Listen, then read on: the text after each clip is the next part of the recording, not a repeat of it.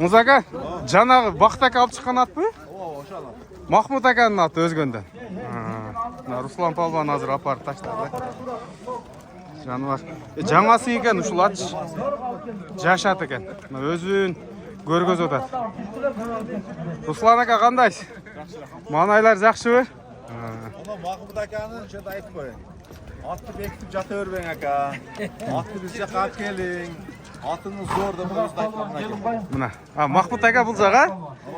Atınız da gelin. Atınız zor atlarında. Bunu aytmamına gelin. Мына. Çakırıp жүрүп akden.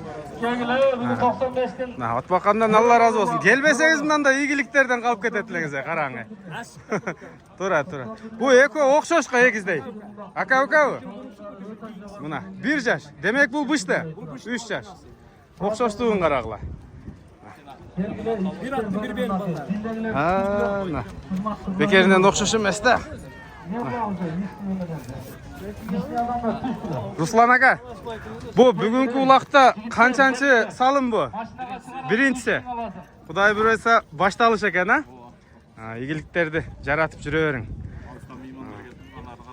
Bir yerden bir yere gelgende mehmanlar kılaş gerek. Эң туура. Bizden bar otağımız. Эң туура. Maşinaga alıp gelesin 5000 alasın. Koşuldu üstüne. 5000 alasın maşinaga alıp gelin. Ооба, туура. Руслан Палбан.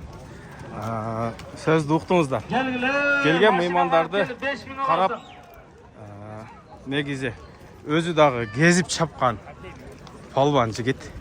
Кыргызстандын кайсыл жеринде болбосун, кезип барып, ошол жакта дагы жарап, ал жакта дагы ушул тааныш достордун жардамы менен ашырып жүрөт.